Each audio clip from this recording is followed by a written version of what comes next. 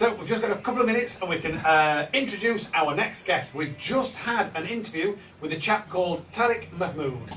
A fascinating, what a guy! Fascinating, what a life! I've never met anybody like him. Oh my goodness! It's great. Just It's not, non-stop. how often is it that I get speechless? Yeah, speech, yes, absolutely. Well, Doesn't you'll see. happen. You'll see, because we're going to show you in just a second. Award-winning novelist, documentary maker. He was talking about the very first book he wrote, You're Not Proper. Yep. The sequel to that book, You're Not Here. And then the book in between the two, Song of Gulls Arena. We had 5 minutes. How long was he here? About an hour and a quarter. And you look at it and go, oh my goodness, we've gone through the news. Fascinating. We even missed the news. Yeah, absolutely brilliant. Hope you enjoy, and we'll catch you in the next video. Assalamu alaikum. Wa barakatuh. We are honoured. We have a guest in the studio. We would like listeners for you to welcome Tariq Mehmood.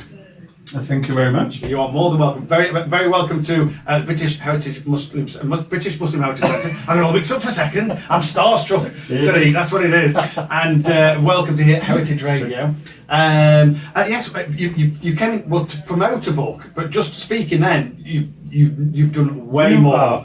Far more than a book. Yeah, you're far more than one book. Well, one thing I'm surprised at already is that white Muslims, just like the rest of us, are still concerned about rain. Absolutely, absolutely. It's British weather. It's all we talk about. It's all we have to talk about.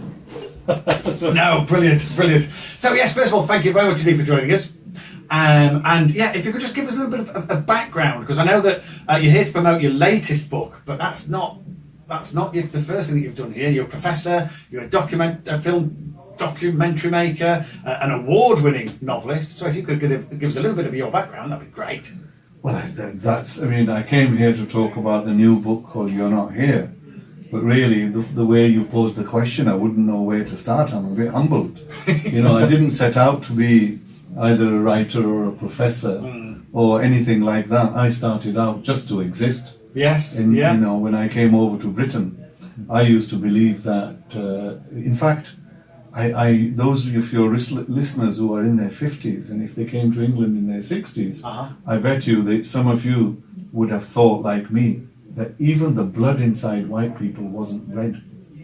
I mean, I grew up terrified of, the omnipotent white man or the white boys because of the colonial histories that we went through. Yeah. And the streets I grew up with were in Bradford. In fact, I was so shocked, They used to call us coloured, but like we all had black hair. Yeah, we said that. It's true, honestly. Yeah, white people, you had ginger hair and brown hair. You got a ginger there. Blonde hair. Oh, you're ginger. We're normally pinkish. We're blue when it's cold, brown when it's hot. That's true. Then we go red. Our skin falls off. We never white. They call us what? We're never white. We're every colour but white. Yes, but one of the first things that I actually learned in Britain was that the issue that I was faced with had a lot to do with skin, but it wasn't skin deep. Yes. It had an historical depth. The prejudice that we had was an historically evolved form of racism. Yeah. Oh my goodness. So it's not prejudice, it's an ideological expression. Actually, I now believe that this time round, is infinitely worse than what we had it before. Yeah. Because racism has changed. Yeah. The old one hasn't gone away. It has gone a little below the surface. Yeah, absolutely. It's still there, simmering away, hissing away, killing now and again. But the new one in the form of Islamophobia has come about. Yeah. So that's what propelled me to record the stories, really. Wow. Yes. Yeah. Now, but the first story you were saying was actually written for your daughter. The first of these 3 books, indeed. My daughter, couldn't understand why, when I was in Pakistan, I would defend Christians. And when I came to England, I was defending Muslims. And therefore, I set out to write the novel. And I tried to explain in my own way, look, I am a Kashmiri, I am a Pakistani, I am British, I am black, I am Asian, I am Muslim, I am Northern, I have a multiplicity of identities. And as identities, they don't stand in contradiction to each other. Yeah. So why do we have to be one thing? Why pigeonhole when it's all encompassing? It's you true. Are all of those things. We are all things, but the other side is that children's literature is primarily white. And yet the greatest amount of reading we do is when we're children. So we have we are Yes. fictionally invisible. Yeah. The imaginary creatures of Yeah. our childhood are white. Of course. The book that you wrote, am I right in thinking, actually won a very prestigious award? It did. The first book in the series was called You're Not Proper. The stories are always about love, Yeah. about loss, about longing, and how that welds together in the story of humanity. Yes, yes. And if you don't mind me bringing you on to the most recent book, it would appear that those themes absolutely remain central to this new book. Could you tell us a little bit about the new book? The new book is called You're Not Proper, as I mentioned before. And one of The the... new book, though, You're Not Here? Oh, You're Not Here, I'm Yes, I sorry. do I'm mean- getting confused. Because my whole series... I'll tell you which books you've read. That's true. Okay.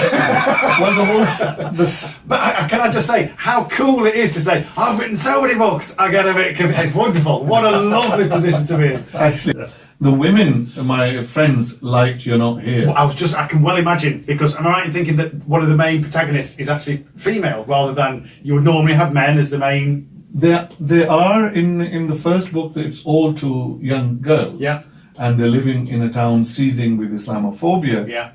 So the second part is that this is my first time I look at what on earth is happening to white people in Britain as a consequence of the war on terror.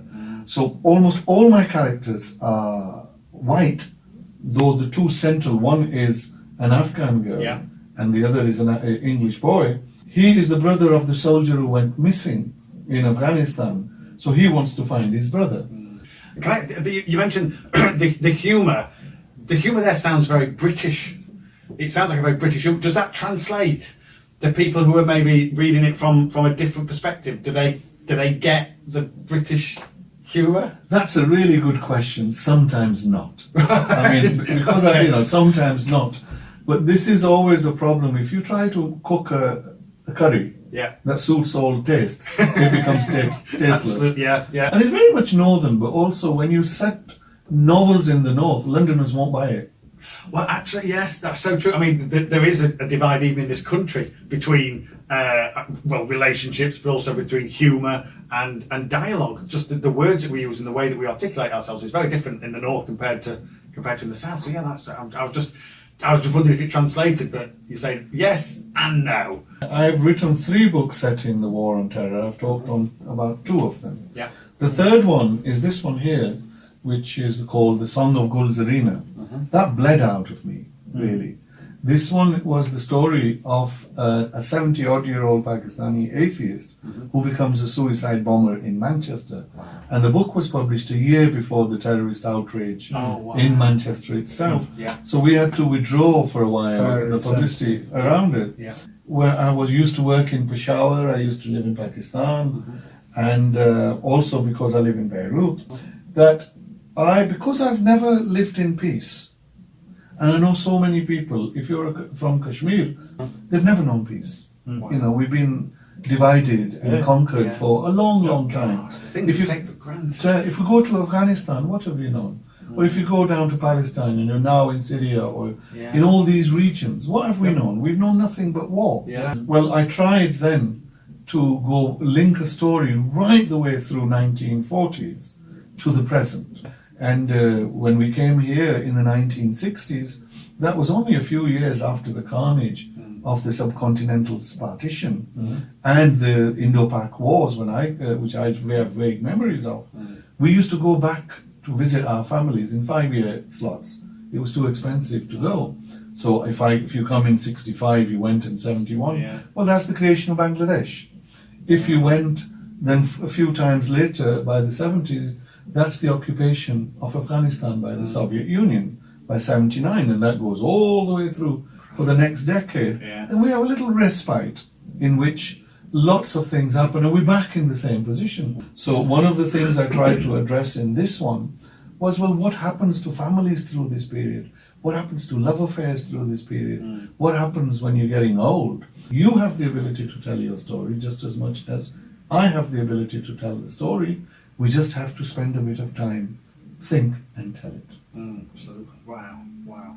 Well, Tariq Mehmood, thank you so much. Thank you so much. That's been an absolute education. Incredible. Honestly. Incredible. How often am I speechless? I know, I'm going to have to say, you've not said a word. Even with a microphone in front You of put a me. microphone in front of I this never man, go and that's speechless. it. Ever. But I just Extraordinary. did. Yeah, what a fascinating individual. You're very Thank you kind. so No, much. brilliant. So we really hope you enjoyed that.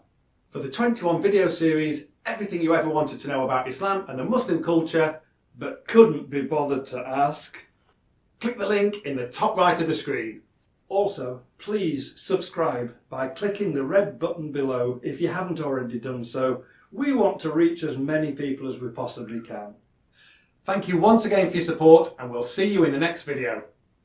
Assalamu alaikum Wa rahmatullahi wa barakatuh. barakatuh. Bismillah.